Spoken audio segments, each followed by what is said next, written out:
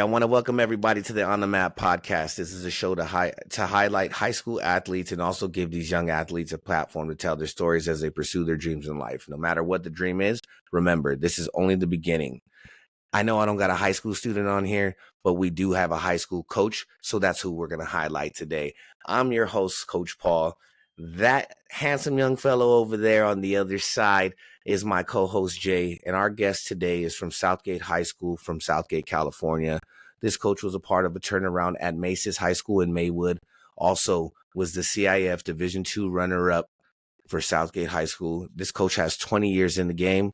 We'd like to welcome Coach Cisco Saldana, but we all call him Coach Cisco. Welcome to the show, Coach. Hey, thank you, man. Thanks for having me, guys. Hey, no problem. It's cool to be here. It's cool what you're doing, and like spotlighting these kids that deserve it. It's not not many of them don't get the attention that they deserve. Yeah, exactly. Yeah, thank you for those words, Coach. Honestly, this has been one of the episodes I've been looking forward to. So once again, thank you for coming on the show. And first of all, I'd like to congratulate you on your team's success this season. And this kind of leads me into my next question. How did you feel getting to the dance after going 0-10 2 seasons ago? I'm not. It sounds a little bit. Might sound a little. I don't know how to say it, but I don't know if the word's pretentious or whatever. But I'm not surprised of getting to a championship. I think that when people work hard and you lead these kids the right way, I think it's possible. I'm not. I always think we can be successful. Not, it's not one person. It takes a whole team, and I thought we had the team to do it, and I thought we had the team to do it on a highest level. It's just, we were young, but that's not an excuse. I thought we had the talent to do it. And, it's not. Some people might be surprised by that or whatnot, but I wasn't. Yeah. Like we mentioned, like he mentioned, you had one season, we had the turnaround. Oh, you had the turnaround this year. What would you say contributed to your team's success this year? No, I just think having a bigger coaching staff. The year prior, it was just probably like I don't know how many, 5 of us total. Mm-hmm. And that's varsity and JV, not just varsity. It was like maybe 5. And this year was more of us. There was about 11, 12 of us. I mean, even though everyone's not full time, it just helps. It helps to have more eyes. It helps to have more people, involved, especially, day in and day out in practice. Yeah. So Jay, I'm going to steal your question because he kind of answered it already. Before you go, can I just comment real quick? Yeah, of course. I couldn't agree more. I think lack of coaches is something big because I felt that as a player my sophomore year. So I played at Taft High. Mm-hmm. We had 6 coaches, JV varsity, and then 1 quit mid-season. So it was really just head coach, O-line, a linebackers coach, and a JV head coach. Absolutely. So, and us kids, we were just like, who do we get the leadership from? Like, what do we do?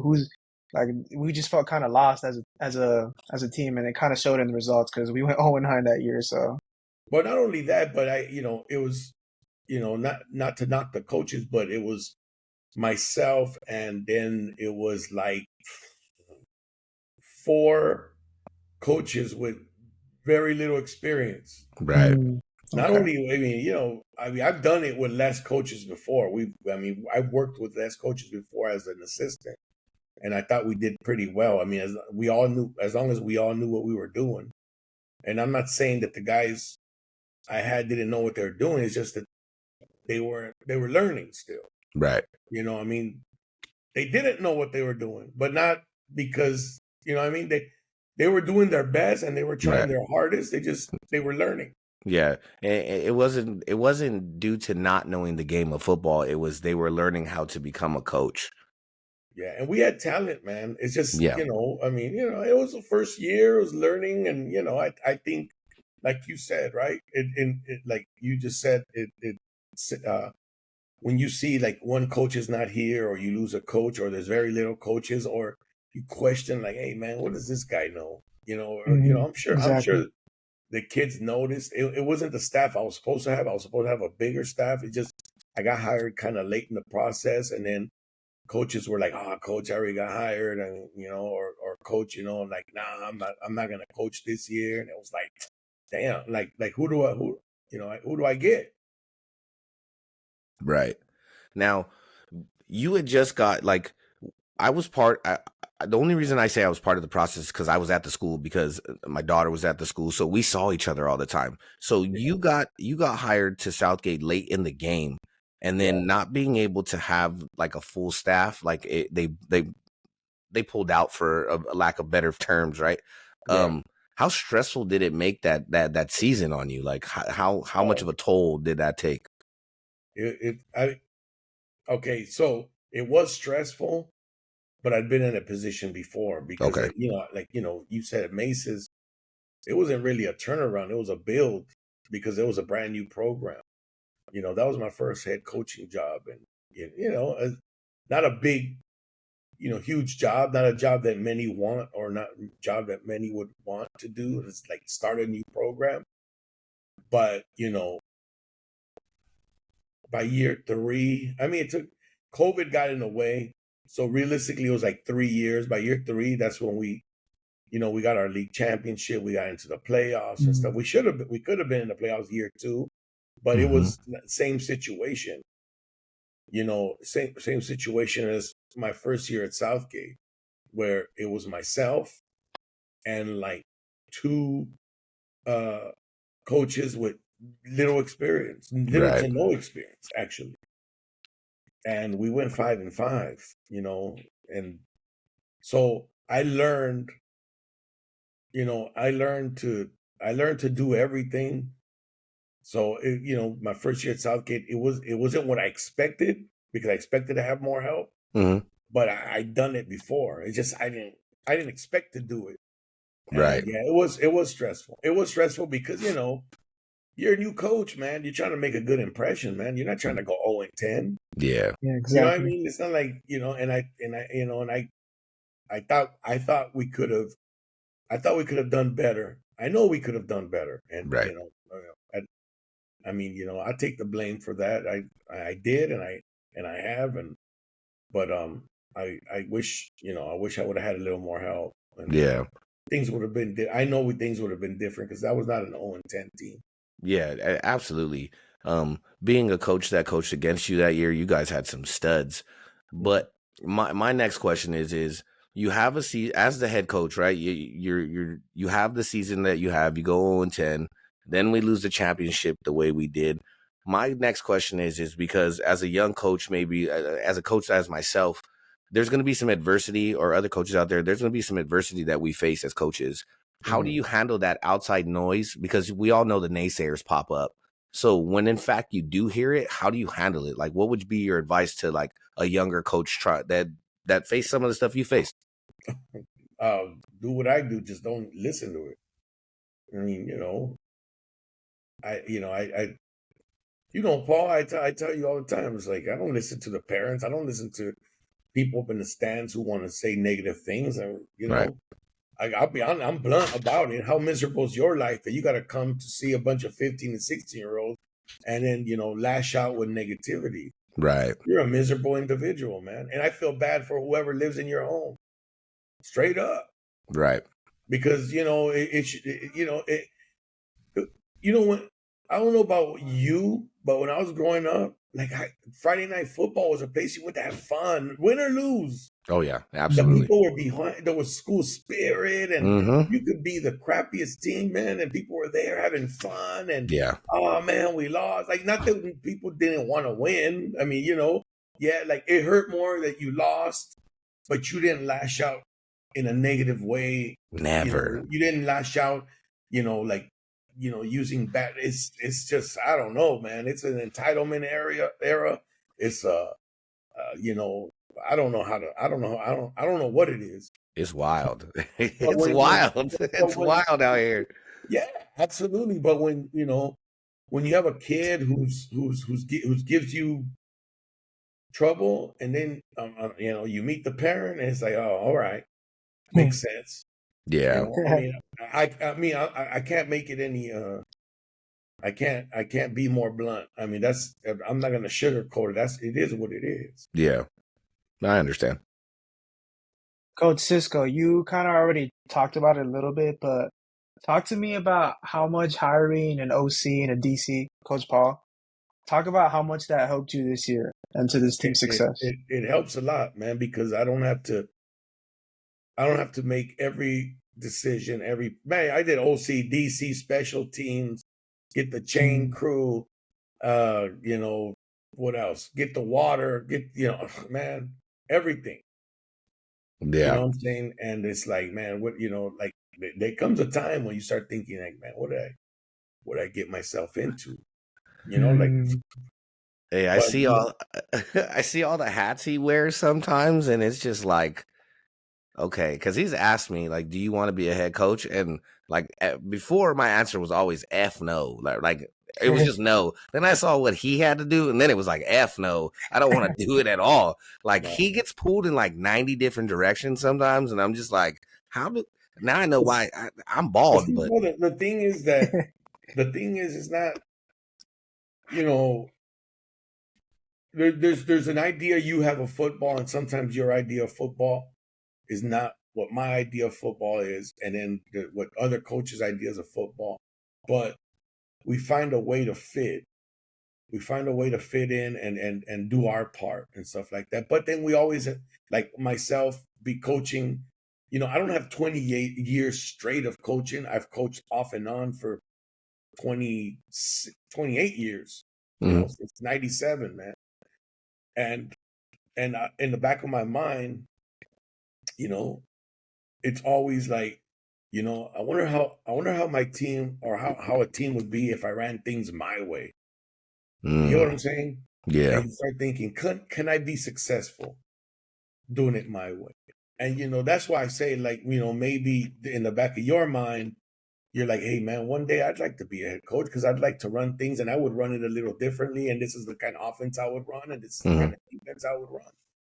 And then a long time ago, when I started, I've run multiple pro offenses. I've run run and shoot offense. I've run a wing T offense. I've run not myself, but I'm saying as an assistant, like through the years overall.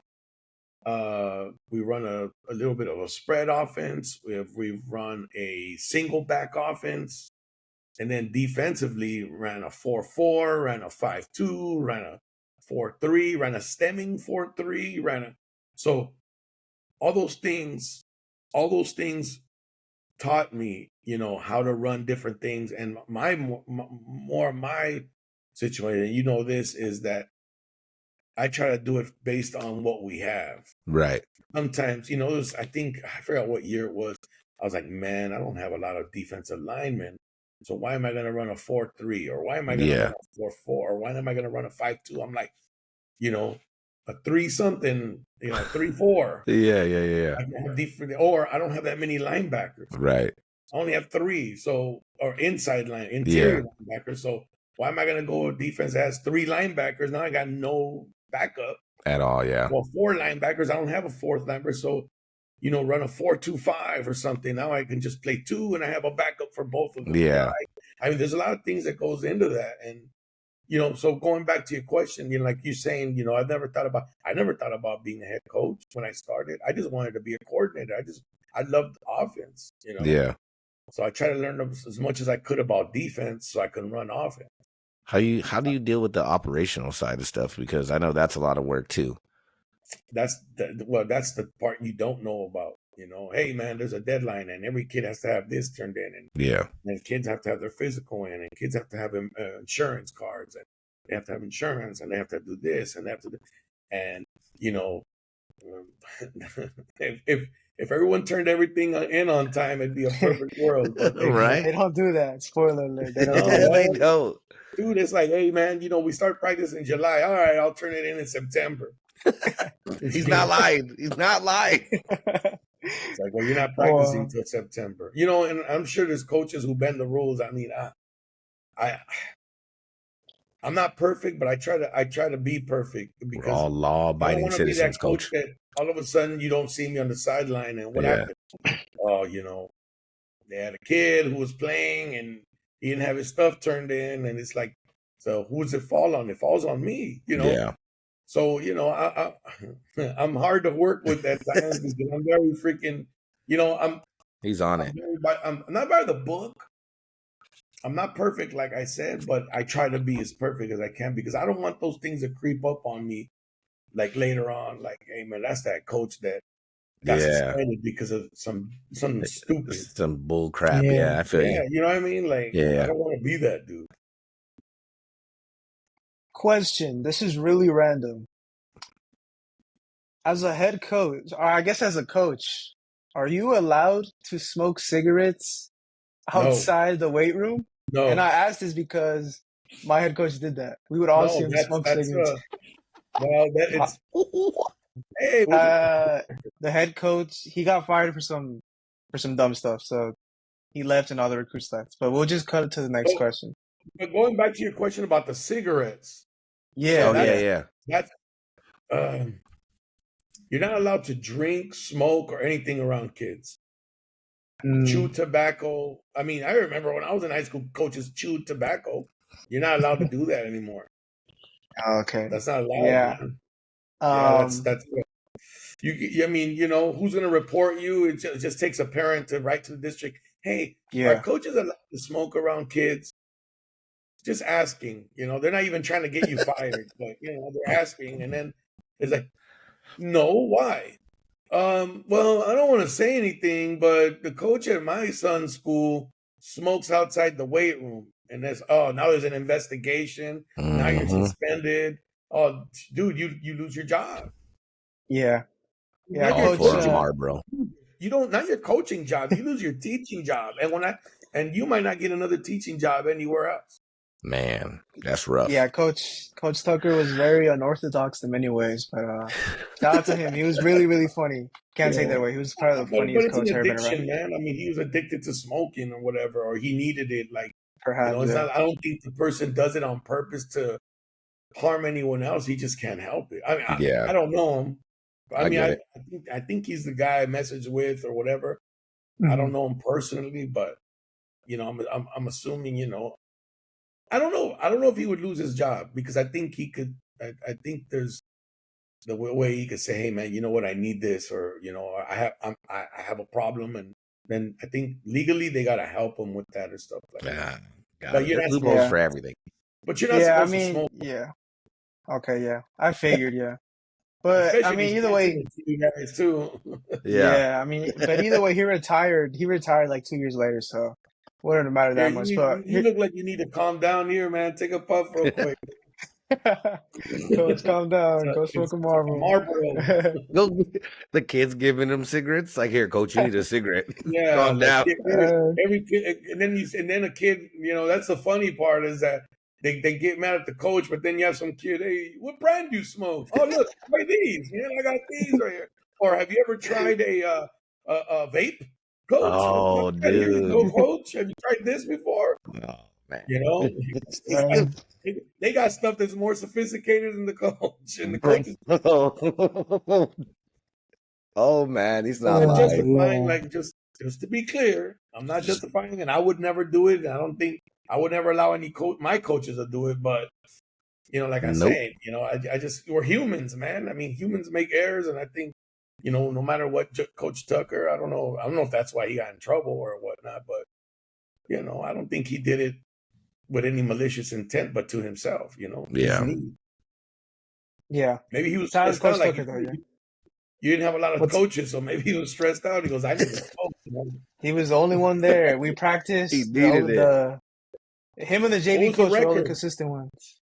What were your With record? Tucker, we almost made it to championship. We went 0-9. Oh, So yeah, 0-9. I'm joking. I was joking. We didn't even make playoffs. We were 0-9. Everyone clocked out Oh, by so league, to be honest, because that was when the West yeah, Valley was really good. you needed a So cigarette, man. You needed to calm He down. definitely. You really needed one. yeah, Somebody should have been and checking his coffee. yeah, and real quick I'm before kidding. this will I'm be the kidding. I'm last. kidding. This will be the last thing before I ask my next question. Yeah, he literally just called us in the weight room one day and just said, I can't do his accent because his accent's very specific. It's like a Southern accent. But he Yeah. just said, I'm quitting. I'm retiring. Or he didn't say I'm retiring. He said, I'm resigning. When you come here, just check in and then go outside by the bleachers and don't make trouble. So we didn't have a coach for like 2 months. So Oh Wow. yeah, wow. yeah.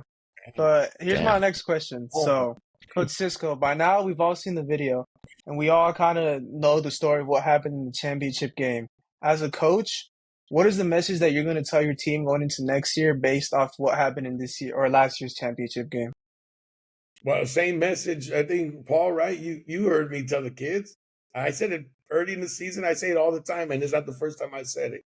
I always tell the kids that because I always tell the kids to play till the game is over, and if you can, leave no doubt. Don't let the game get to a situation where if the referee makes a decision, it influences the outcome. Okay. If you Yeah. want to play around, fumble the ball and make turnovers and miss tackles, and now you're in a game where you're up by 3 or you're down by 3, and all of a sudden the referee you throw a pass and it's a touchdown, but the referee throws a holding flag, or the referee says there was an illegal man downfield, and and you look at the film and it's not the case, and you're like, man, what the hell? That was a bad call. Well, you let it get to that. You should have been up by more. You should have scored more. You should have stopped them more. I mean, that's the reality of it. I'm not gonna. I mean, things happen, man. You can't do, and you can't dwell on it. It's a learning lesson, and unfortunately, it's a very painful learning lesson. Like we talked about it, and I said, "Dang, man, it hurt more. This hurt more than going 0-10." Yeah. Going 0-10 is easy compared to this. Yeah. So Yeah, man. I think This that's is that. great It's points, a bro. lesson learned. It's like you always leave no doubt on the field. You got go up, win by more. So taking that approach, like we've kind of talked about on the show, me and Jay have like thrown it back and forth, but our preseason next year is one that is very, very, very impressive for our school. And I want to know, what is it like for everybody else to know? Like, you scheduled like some solid teams. So what are you trying to like? What are you focusing on going into next year that would be the reason why you scheduled those 4 teams in the preseason? Yeah, I think you got to compete at the highest level possible. That's the thing. Like, in order to be successful overall in your league, especially, is you gotta.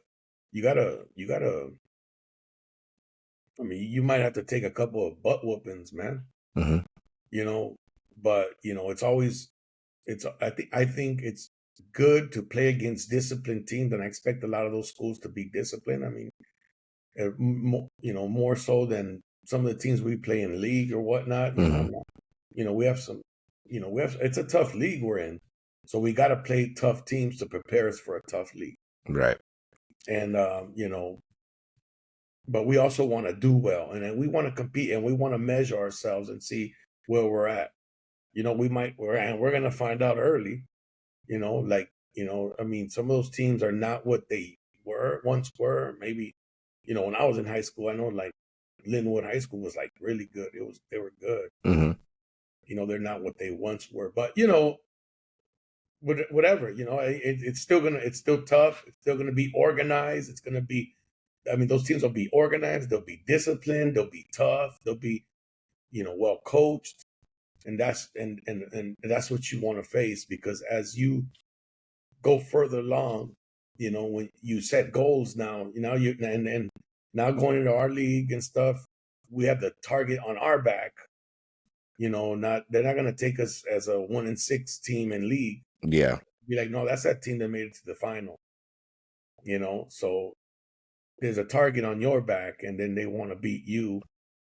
and kind of nowadays is talk about you or whatever. Whatever Yeah. is what it is. So It's funny because when I was growing up, all we did was like, man, you guys beat us. Oh yeah, man, we beat you guys. That was a good game. Like it wasn't like, man, well, you guys were trash. Like it was yeah. when I was in high school. We didn't talk like that. Yeah. It's like people self-esteem is at an all-time low. Yeah. Straight up. Self-esteem, when you talk bad about people, your self-esteem is in the dirt, man. Champions don't talk about winners don't talk about like other people like Yeah. who are not winners or who Yeah. are not at their level. They don't even care. They don't even focus on them. Like I don't see, for instance, modern day kids walking around going, man, they're trash. I mean, I don't know many, but you know what I mean? I don't know. Coach, it's a vicious cycle out here, man. You should see these kids talking shit to each other on social media. They say it, Coach. That's They what I'm say saying. it. That's what I'm saying. Like, I mean, we didn't have social media, granted, Yeah. but but everybody was at the mall. You That's saw true. everybody. Yeah, we met up. That's right. You saw everybody in person. Maybe that's why there was no trash talking because you got knocked out. Because you get mollywopped. Yep. Yep.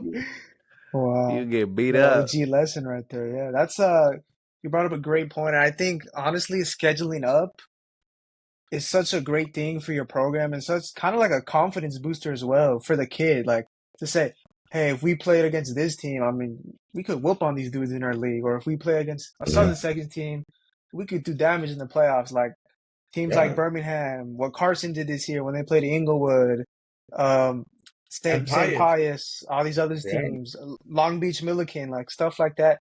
That'll really give your Garfield, kids a man, boost of Garfield. confidence. Yep. So I just think every program should do that. So It's a no-brainer. I'm not, and I'm not. Every coach has a different philosophy. Some coaches feel like they got to get a couple wins in the preseason, to get that momentum going in. Right. But I think you can have wins even when you lose. Yeah. You can lose a game against a La Mirada, against a Santa Fe, against those schools, Yeah. and still feel like you won because you did certain things that you wanted to do. Right. You were successful at it. And maybe you didn't win in a scoreboard, but you won. You go, I know if we do this in league, we're going to be successful. Yeah. And I think that's like Birmingham, right? They go, they compete, and they compete against these teams and, outside of their league and, tough teams. And then they know, okay, yeah, we lost 38-30 to, I don't know, Calabasas or whatever, the teams they place. I think, or you play Pacifica and Oxnard, or is it Pacifica or Pacific? it was St. Bonaventure this year. No, St. Bonaventures, they played them last year. Like you say to yourself, hey man, we only lost by 8. It's like, we do that. Oh yeah, we're gonna breeze through our league. Yeah. Now, because that team right there is way above. And oh, go ahead. You look at you look at the ratings, and you see where those teams are rated, and then you see where the teams you're gonna play in your league are rated, and you're like, there's no reason why. Obviously, there's no reason why we shouldn't be successful. But then obviously, there's somebody screwing around in school, or somebody gets hurt, or so there's also that. I mean, you can't prepare for. No, now as adults, we see that. How do you convey that same message to the kids? Because like I've been there, but Jay hasn't been able to be in one of our huddles after a game like that because he's just not privy to it. So how do you convey that message to a kid? The message of what? That even though we lost, we competed. Yeah, like take the win from it. Yeah. I think kids can sense it. I think kids know. I go back to the most successful year I had at Mace's, and our first game of the year we lost 46-8 or something like that to Roosevelt. Mm-hmm. Roosevelt High School, which that year was an open division team. We didn't know they were an open division team. We knew they were a Division I team, and that we had never been anywhere because we're a new school. It's our third year program, or it was fourth year, but the COVID year got taken away. So yeah, it was our third year. So 2021, your senior year, right? Yes. 2021's your senior year, football season. Mm-hmm. So, but we lost. Even though we lost, I think the score at halftime was like 15-8 or something like that, or 16-8 or something like that. And we were in it. And then even though we lost, because we lost 2 linemen in the second half, they got injured, and then I didn't have a quarterback in this. So at the end of the game, we talked about it, and I think the kids felt good. It's like we competed for about a half, 3/4, and I know that if we had a full team, we would have done a lot better if we didn't have the injuries. And and the kids felt good about it. It's that they didn't leave there, and I think it set the tone going forward. Because the next 2 games we put up like 60 points and like 40 points, and it set the tone going forward because the teams we competed against, no disrespect, but were much lower level than an open division team. Yeah. So, and we were a young team, and we were trying to find our identity as a school, as a team, and whatnot, and I think that helped a lot. And we weren't supposed to play them. The only reason we played them was because the other school we were supposed to play caught COVID, and we had to take Roosevelt Friday morning. And I told the kids Friday morning we agreed to play that night, so we didn't even get to practice against that and work against that double wing or whatever. Yeah. So we took that game same day, so we were not even prepared for that, but we did it, and that was another plus. You know what I mean? Like, it's like, hey man, we took this game today. You guys came out, you did as you guys fought, you guys battled, you didn't quit. And I think if you play like this, we can go far. Nice. So there's a lot of scenarios and we can always point out the negative, but if we can point out some positive things and stuff, it's easy to get negative, man. I've fallen into that, like, Jesus Christ, but Yeah, man. The kids can definitely sense it. I know in my case, so my senior year, when we were beating Chatsworth for 3/4, and then we ultimately lost, my teammates were kind of like, whoa, we could, we're a lot better this year. We could compete against some of these teams. And then when we put up a fight against Elko and Granada, our confidence was building, because prior to my senior year, we probably didn't score a point in league for 3-4 years. So just to be in the game, it was a confidence booster. So then when we got placed in Division 3 as a number 1 seed, we were like, yo, we could run through these guys. So it builds confidence. So nobody you're gonna play in the playoffs is as good as the teams you played in your league. Yeah, for the most part, pretty much. When you think about that, when you start looking at, you're like, yeah, none of these teams are as good as anybody who played in our league. None of them. And that should give you, I mean, as a coach, I point that out. I'm like, you're not playing Granada Hills in the playoffs. You're not playing Chatsworth in the playoffs. Yeah. You're not playing Cleveland in the playoffs. You're not playing, who's the other team? Birmingham and Elko.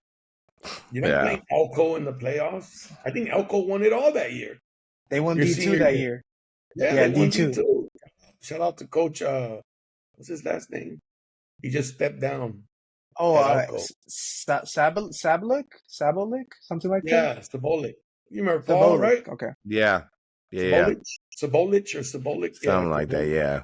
He was with us at the clinic last year. Yeah. He was at the table cool next dude. Real cool dude, yeah. Yeah, he's always been cool with me. Hey, coach, he always invited us to go to this tournament. I'm like, man, we ain't going all the way out to Woodland. It's far. Cisco was like, you want to drive to Timbuktu? I was like, no, not really. It's LA. That's a 2-hour drive in LA, man. Yeah, fair. So, Coach, my next question is... Go ahead. No, I said cool dude. I said. Yeah. So, Coach, my next question is, I've heard that you're a progressive coach and your team doesn't do stretch. So can you explain to kind of me and the viewers where you got RPR from and why you're such a firm believer in it? And for the viewers who don't know, RPR stands for Reflexive Performance Reset. So go ahead and explain what that is. So I started watching, I'm always looking for different ways to maximize practice time. I always felt like sitting there and stretching just ate up so much of practice time. And, kids are, and kids milk it. They lay there and some guys don't even stretch. They're just Yeah, I've facts. seen guys just sit there. They don't even stretch. They don't even do that 100%. Jesus, Yeah. all you gotta do is stretch. So always trying to find a way to maximize practice time and to get the most out of practice. And so, I stumbled upon these videos of, this coach in out there who's talking about, and not the coach. It was a trainer. Is a trainer. What do you call it? SNC, strength and conditioning coach for like Olympic athletes and stuff like that. And I stumbled upon these videos, and he's giving this example to these guys, to these people who work out, and the people are just like, "Oh man, that feels way better." Oh, and he's showing like, I mean, who knows if those guys are faking it, but it's a video, and he's like, this guy's tight in his hips, and then he does something to him, and all of a sudden, oh yeah, my hips they're ready to go, like it's like, yeah, and it's like, oh wow, and I start looking for more stuff, and I find more information, and then I find other people who do it, and then I find and the results that they're having, and I'm saying, you know what, I've been looking for something to replace stretching. And I'm hearing, at that time I was, reading stuff that said that stretching before working out is not as good. That's why people do dynamic stretching. Mm-hmm. But then I was like, I never felt like even the dynamic stretching was all that great, but it's better than just static stretching. It's way better. And I think it looks cool, everybody doing it, Yeah. walking, it looks cool. But I don't think it's necessary. And then I found this guy who's talking about activating your body so that it's prepared to perform. Yeah. By rubbing certain points on your body, and it's really interesting because they're doing like they're above their abs, and he's like, oh yeah, this is for my calves. Yeah. What? I'm like, what? Yeah. This is like right above my abs. The hip flexors, that makes sense because it's right by the hips. But the abs, and then, here I'm doing this for my glutes. This goes all the way down to my glutes. So Yep. firing my glutes so that they're ready to fire and activate and what sold me was this guy talking about him and his football team, this coach, and saying how he's done this for 5 years and 4 or 5 years and hasn't had one soft tissue injury. One. And when you coach or when you play, a lot of dudes get twisted ankle, they're hurt. Yeah. Pulled hamstring or pulled quad or pulled groin. I would get kids that had that. And then, and going back before that, before I even found our PR, there was a coach talking about not stretching at all. He said, kids walk around all day. They're warm. It's not like you got to warm them up. They're warm. Oh, dang. That makes sense. So makes he sense. said that, because basically what you stretch for is dynamic is you're warming up. You're trying to get the body warm up. But if you're walking from class to class and whatnot, you're warm. You've been walking all day. Yeah. So he kind of sold me, but I still did kind of a little bit of stretching. I didn't want to go there. But then when I found this, it was like, oh yeah, 3 minutes and we're done. Heck yeah, then we can start practice. Yep. And honestly, we didn't have one soft tissue injury. No, not at all. I mean, besides one of our kids had his hamstring problem, but he's like a power lifter, and I think it had to do with because he's a champion power lifter. He was like squatting 700 pounds the week of. But he's got a medal. Like I think he's a national champion. Yeah. He didn't play in the Roosevelt game. In our last game, he didn't play in our last. He goes, Coach, I'm not going to play in the last game. Well, what? And he's like, yeah, I got the competition, and he won. He won again. He said he broke his own record. So, I mean, that's the only guy. And then, but I fixed him. Yeah. Like for the, I found out some other stuff. I'm telling you, I'm always finding these things, and I try to stay active and learning. And he was like, yeah, I still feel it a little bit. And I said, all right, do this and do that. Now it feels better, but I still, all right. try this last thing. He did. He goes, and he looks at me and he goes, I don't feel it anymore. I go, man, don't play with me, dude. You know, I want you to be serious because, you know, no, I mean, I don't, that's it. It went away. I don't know what you did, but it went away. And I'm like, okay, it Nice. works, you know, like Came out the next game and had 18 tackles. yeah, about 18, 20, right? Something like that. Ridiculous tackle. Wow, So, incredible. and you know, and hasn't been hurt since. That's Yeah. the best, most important thing. Wasn't didn't feel anything after, hasn't felt anything since. Yeah. So you know, yeah, like some people think, like even kids, it's hard to sell the kids. It's hard to sell coaches because coaches, oh man, this is ridiculous. But it's even harder to sell kids Okay. because kids are like, man, this is weird.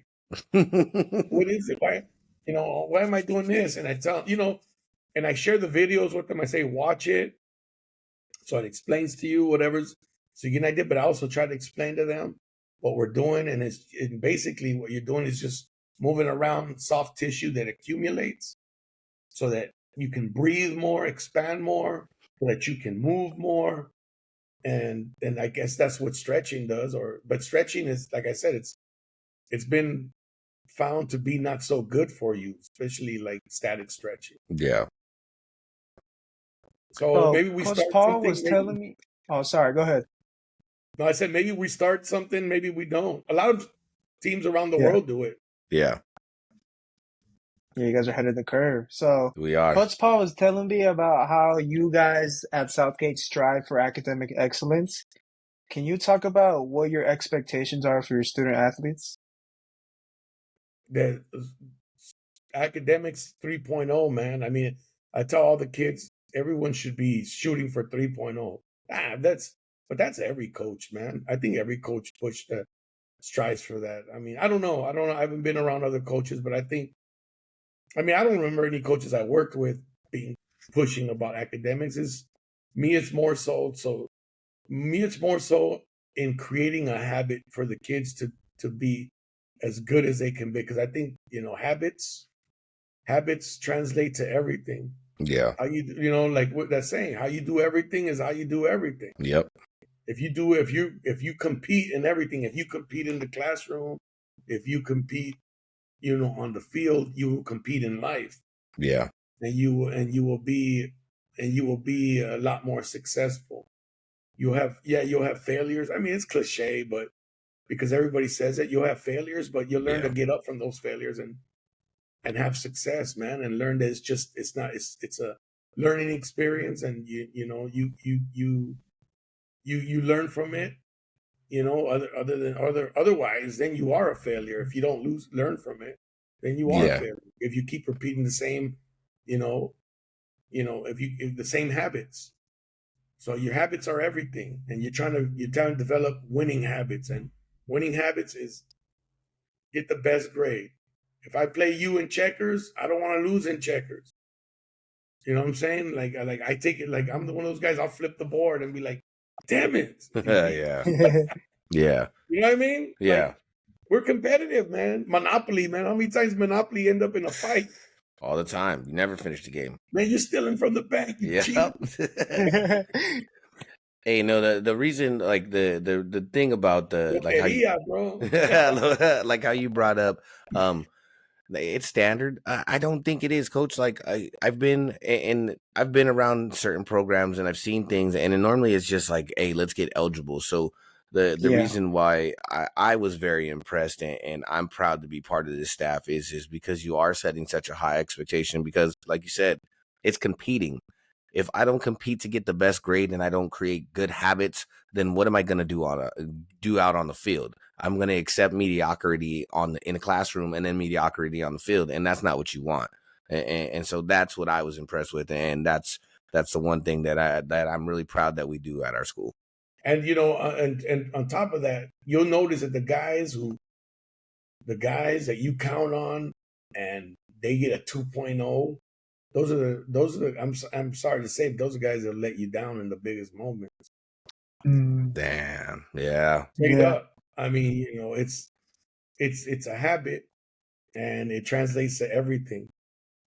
I mean, you know, the kid who gets 3.0, that kid who shoots for it. I mean, I'm not saying they have to get a 3.0, but at least try, man. Yeah, I get it. Just Yeah, for sure.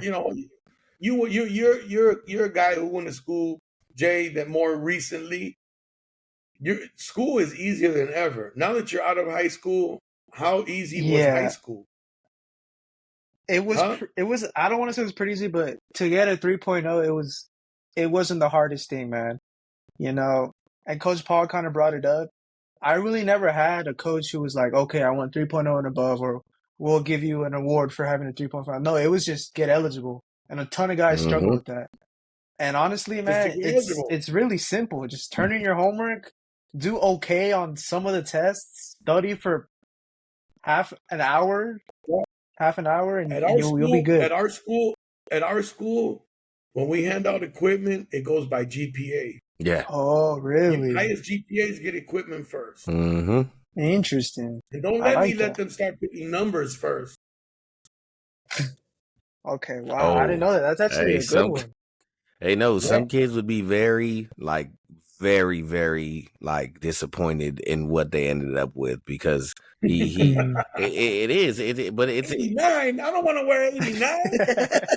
hey, but he doesn't sugarcoat it. He doesn't. Oh, speaking of weird numbers at quarterback, I'm trying to help Mendoza from Bell Gardens look at schools. So I was looking at McPherson. Their quarterback wore number 20. Number 20. That's not weird. Doug Flutie wore 22 in college. You remember? I don't know if you, Oh young, if yeah, you're old that's enough true. when he threw That's that true. pass, he was number 22. Oh, that's right. That's right. That's right. So back in the day, they did that. But Oh, yeah, I think, if you really want kids to be successful, you got to push them to be yeah, successful. You got to show that you want them to be great, man. Maybe some kids, there's nothing wrong with having a 2.5. I mean, if that's what you can get, there's nothing yeah, wrong with it. Hey, man, look. I mean, I probably shouldn't say this. I was a guy who underachieved academically. I could have done a lot better than I did. yeah. And I think that's maybe why I look at these kids and say to myself, nah, man, you could do a lot better and don't settle for this. Okay. Because my GPA should have been 3.5, 4.0. I should have been up there. And I was one of those guys like, I got a 2.5, I'm good. And Yeah, I shouldn't have been that way because I seen that it translated to life. And when you settle for things, you'll settle for mediocrity, man. yeah. Straight All right. up. That's a great point. So, Coach, we're gonna end the interview with this question. So yesterday, we had an interview with a young man, Arturo from LA City, from Los Angeles High, and he kind of explained what his coach did and had to pay for equipment out of his pocket. Yeah. You've worked and coached for Southern Section and City Section. You as a coach, can you explain some of the barriers you faced in being in the City Section and why we need to bring light to maybe getting the City Section some more funding for its athletics in a sense? Yeah. And Um, before he answers, I just want to say I'm excited. I'm most excited for this question because I feel like we could go into so many wormholes. But yeah, go ahead, Coach Cisco. Sorry about that. well, shout out to Coach Jackson because I know Coach Jackson in LAI, Yep. and he's a good dude. That's his alma mater. So he's a guy that, man, always texts me like, "Hey, Coach, hey, what's up, man? You want to do this and that." I know. He goes, "I see you over there, man.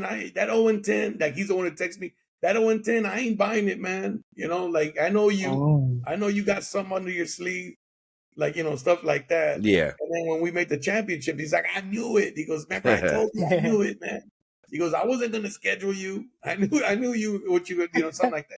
He wouldn't back down. He would play us at. Yeah. But I can't speak. I don't think that has to do with a football. I don't think it has to do with a football program, but it has more to do with administration and Okay. what does Yep. administration prioritize. And what a lot of Mm-hmm. administrations don't realize is that when you prioritize athletics and you put money into your athletic programs, not just football, but football is the main one because that's the one that brings the most money. Mm-hmm. So you should put money into that program, and you should always have the equipment, top of the line equipment. When you don't prioritize, your athletics programs, you don't get the better student. More better at you look at the schools with the best athletic teams. I guarantee you they have a lot of good students on that team. Yeah. I guarantee you the big programs have higher GPAs. Obviously, their GPA average is not as high as maybe a smaller team. I had a small team at Masons. We had over 3.0 every year as a team. A team GPA. And people say, "Wow, you got like smarter students because it's a magnet, whatever." Yeah, but they also have tougher classes and they have more AP classes. Mm-hmm. So it's not just and they still have to practice and they still have to go home and do their work. So it all levels out. It's all the same thing. But the biggest obstacle is getting your administration to see the benefits that you see from having a successful athletics department. Okay. If you don't have a successful athletic department, you're not going to have, if you don't put money into it and buy the right equipment and supply the teams first of all, you're supposed to. Yeah. That's the I know the LA City Athletics Office, not the CIF, the LA City Athletics Office. If you're going to have a program, then you're committing to replace and buy new equipment every so many years and to have enough. Okay. So somebody, I don't know who it is not doing their job, because it's not the coach's job to go and buy equipment out of their pocket. If the coach does so, hey man, that's that's a blessing, but it's not our jobs to do that. Yeah. The school committed to having athletics. The school is committed to buying the stuff. In the LA City section, LA City section, Southern section, I think there's a lot of good things we have in the LA City section that Southern section schools don't have. Yeah. I've seen Southern section schools who wear the same uniform for like 6 years, 7 years. Already. Yeah. That's and true. we get new uniforms every 3 years. Mm-hmm. That the district pays for. Yeah. The athletics office takes care of.